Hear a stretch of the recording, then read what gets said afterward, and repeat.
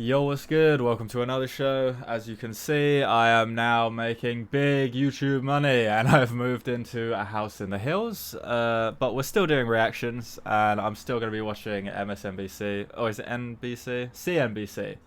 There's too many of these. But I like their videos. They make cool video documentaries. And today's one, why the US elects so many older politicians. I don't know. But I guess we're going to find out together. So yeah. Let's find out. Here we go. U.S. politicians are much older than those from other developed nations. President Biden, age 81, exited the 2024 general election as concerns over his age and health mounted. In North Carolina, right after the debate, he goes down and says, well, except I have trouble walking and I sometimes get confused. And so now there are some cognitive issues. The issue extends beyond the presidency. So we have all of these elderly and in many cases unhealthy politicians who are in office. The first question is why? Because we have a system for getting people like this out of the political system. I remember this clip of this dude. What's his name? Mitch McConnell. He looks like Toad from the first X-Men movie. Is that mean? Can I say that?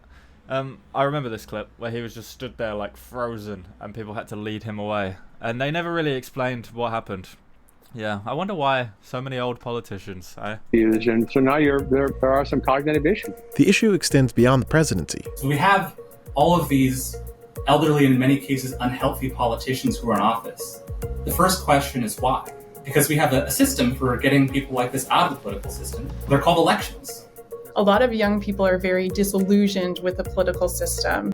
Former President Donald Trump, at 78, became the oldest presidential nominee in history when President Joe Biden removed himself from the race. I've decided the best way forward is to pass the torch to a new generation. De facto Democratic Party nominee and Vice President Kamala Harris is 59, about 9 years older than the median registered voter. But that at least seems more reasonable, right? Like, I'm pretty sure that Americans can't become president until they're like 35 or 40 or 45, somewhere in that range, right? Between 35 and 45. So it would make sense that someone would be like between 50 and 60 and looking to get that job. But someone who's in their 80s or even older is like, why bother? Like, do you think you can do this for 4 years? I don't know. And even if you can and you're like super competent, do you feel like anybody is relating to you? But at the same time, people voted for those people, so they are the representatives, like democratically elected. So it's a strange one. I feel like maybe there's a disproportional representation for like older voters than younger voters, and maybe that's what it is. Maybe that's what they're going to say.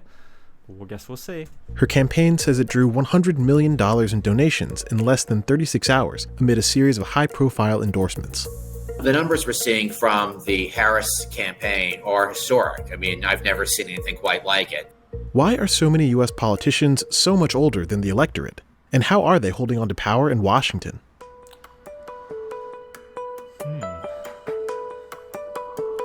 Over time, the age of U.S. lawmakers, on average, has crept up steadily.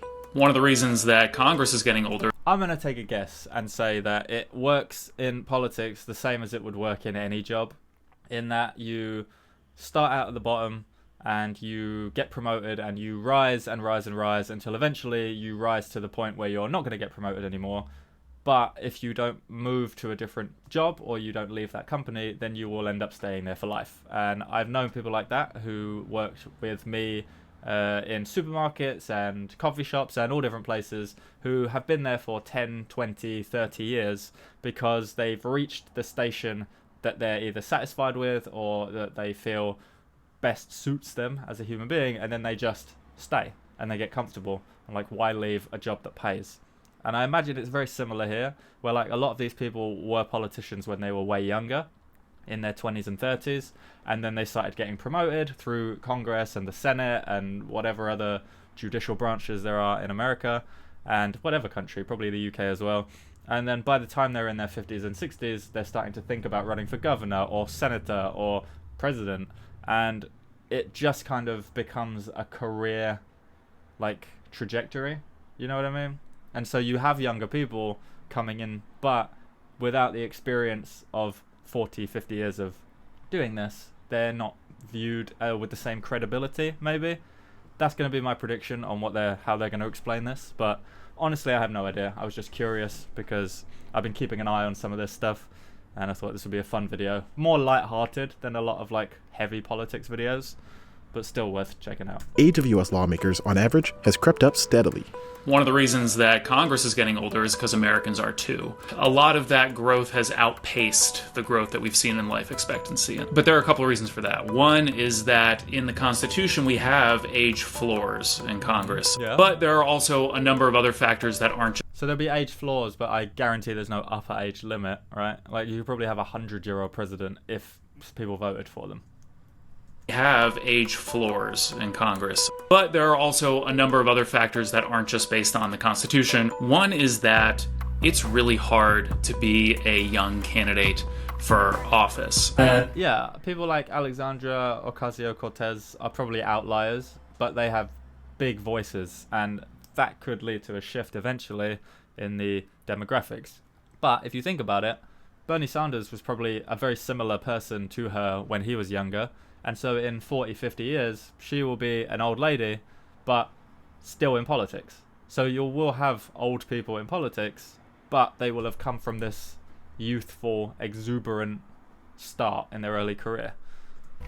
Age of our politicians is kind of baked into the preferences of our voters. Voters in the US don't want career politicians. They want somebody who is successful in a different job first. And then they want them to bring that experience and perspective to Washington. Yeah. The U.S. Senate is Congress's oldest wing, with an... It makes the most sense with Trump, who is just a billionaire, right? Like, he didn't have any previous political experience other than maybe bribing politicians to get buildings made.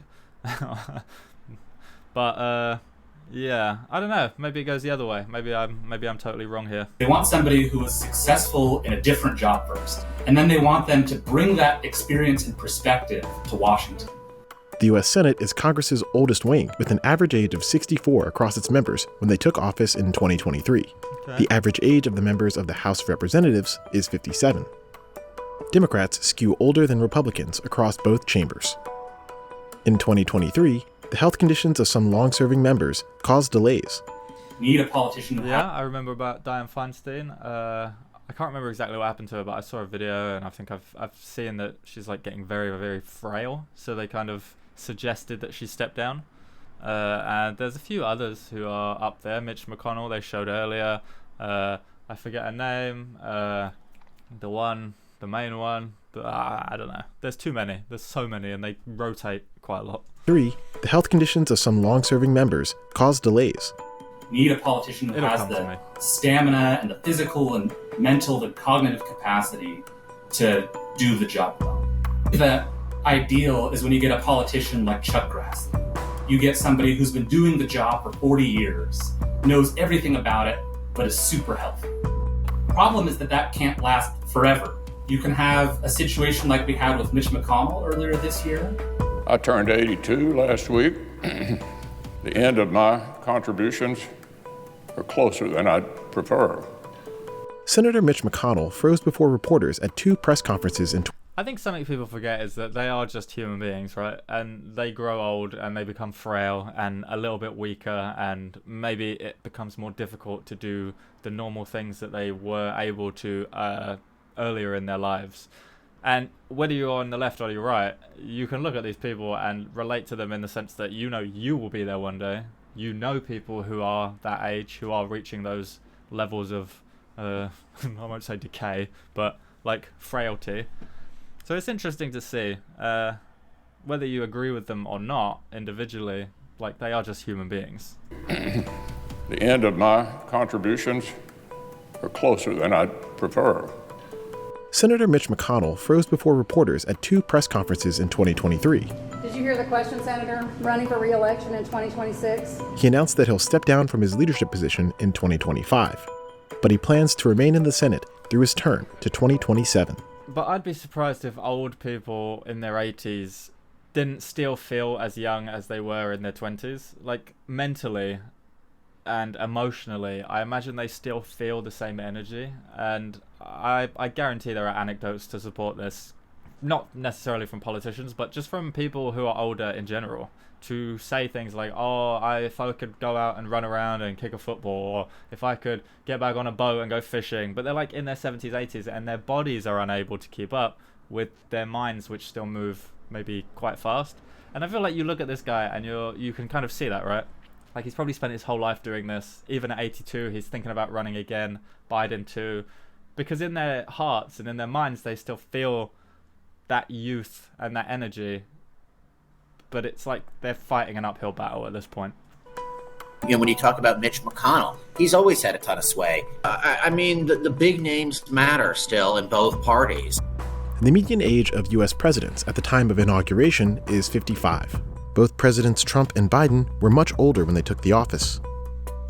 Their connections have helped them draw hundreds of millions of dollars in campaign donations, a task that Vice President Harris must now take up. I wonder who the youngest something to watch out ever for was. Is if it's a certainty that some portions of the tech community are going to stick with Donald Trump versus the vice president. She has arguably a more of a direct line. The likes of Ron Conway and Reid Hoffman, they just know her better. And so Reid Hoffman is the founder of LinkedIn, right? I think. I know Reed Hastings is Netflix. I don't know if I'm confusing those. Reid Hoffman, I think, was LinkedIn. I don't know who Ron Conway is. more of a direct line. The likes of Ron Conway and Reid Hoffman, they just know her better. And so with that, she has more of a chance to reel in some people who are more undecided in the tech world into her camp, and even some people who may be leaning into Trump's world a little bit. Yeah, the U.S. population today is older than it's ever been, with a median age of 38.9. The age of the median registered voter has increased too. It was 50 in 2019. I mean, really, that can only be looked at as a good thing, right? Because it means people are living longer, people are healthier, and they're like surviving for years and years more to be able to continue voting. But there is also that like reverse side of looking at it, which is that those people end up stuck in their ways. They reach a point where they don't want to change, and they start becoming more like socially conservative and unwilling to accept like that things do progress. So yeah, the younger voters who maybe form the minority as people get older and start forming the majority of voting blocks, it kind of makes the smaller groups of younger voters feel more alienated from the political process, possibly. Up from age 44 in 1996. As the country ages, voter turnout is hitting new records, with 2/3 of the country casting ballots in the 2020 presidential election. At the same time, younger voters showed up at lower rates when compared to older generations. Voting really comes at kind of an awkward age in young people's lives, where a lot of young people are leaving their parents' home for the first time. They're maybe starting college or careers. It's really difficult for them to have access to resources that help them do things just like register to vote. Older voters have a preference for Republican politicians, while younger voters tend to skew toward Democrats, according to an August 2023 survey from Pew Research. I buy it. That said, young people are disillusioned with the two-party option. A lot of young people are thinking that they might vote third party instead to cast a protest vote.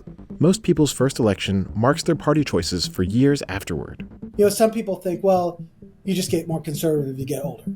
That's generally been shown not to be the case. We're sort of imprinted by our formative political experiences. And so people who grew up, say, in the 50s, which is dominated by the Eisenhower years, tended to stay Republican and voted that way throughout their lives. In the contemporary electoral environment, partisanship tends to dominate. Characteristics of the candidate, such as their age or their health, will be second-order concerns by comparison. Bernie Sanders ran for president in 2016 and had massive youth support, and he was 74 years old. But he came forward with a really strong agenda for wealth and power redistribution, and that really resonated with young people's, egalitarian values, as well as, I think, their sense of fatalism.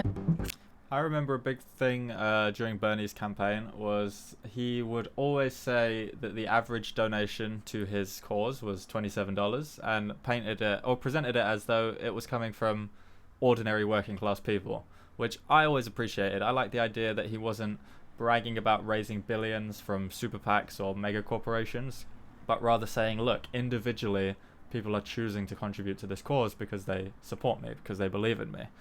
I thought that was an interesting approach, and it made him seem more human and relatable.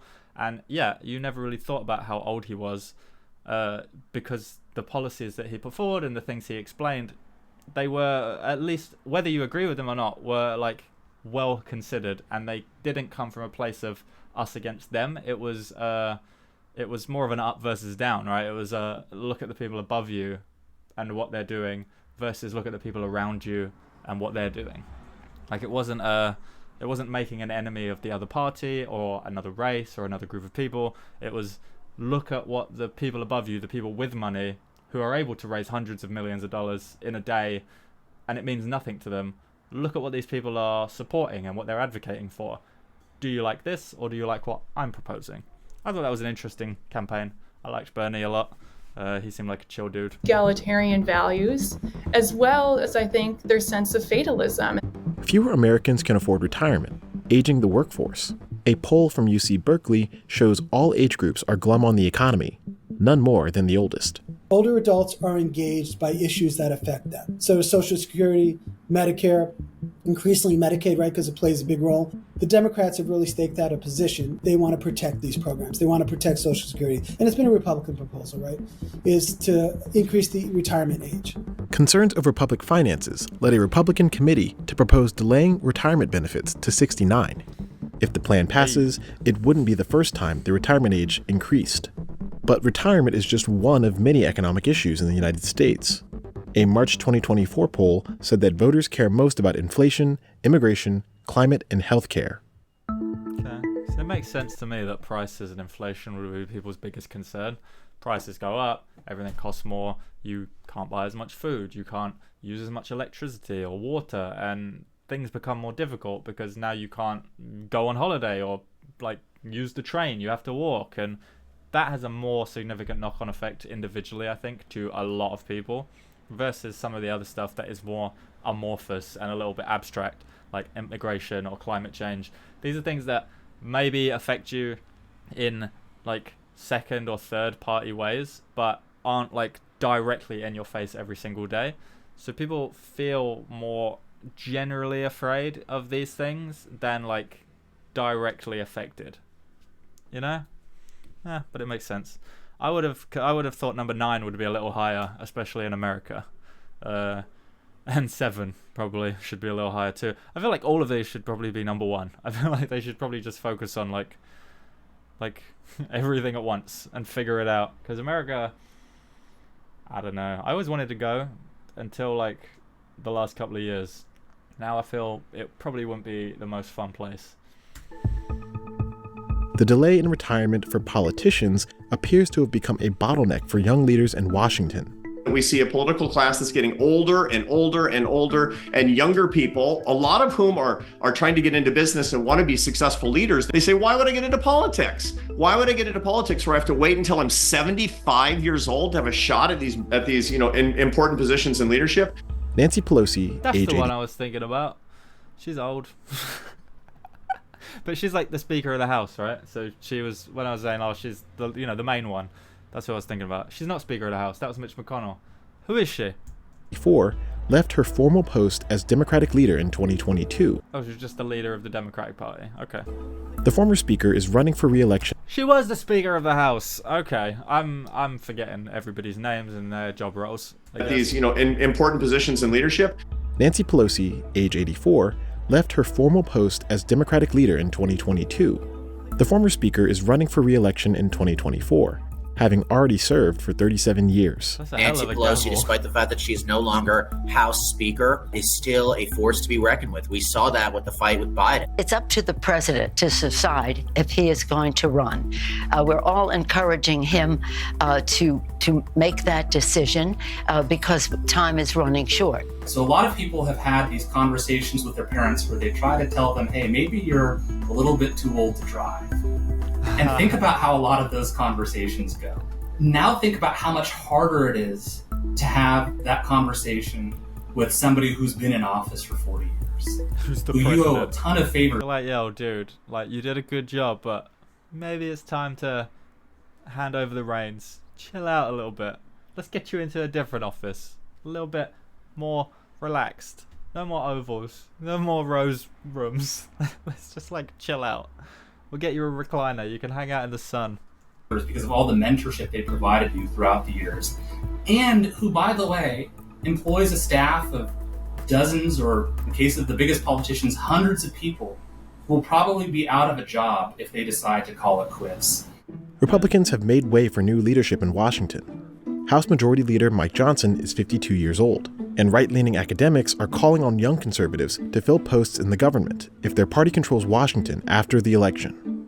In July, former President Trump appointed Senator J.D. Vance of Ohio, age 39, to be his running mate in November. Democrats have also welcomed a new generation of lawmakers to Washington in recent years. Yeah.